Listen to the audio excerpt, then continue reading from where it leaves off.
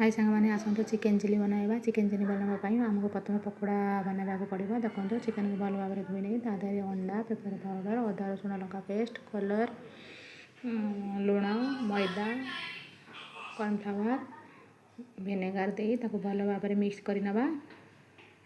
Mix कर सारापर गोटे कढ़ई में तेल गरम कर रखि से पकोड़ा छाणी ना सब। देखो एमती भाव में सब पकोड़ा छाणी नेली।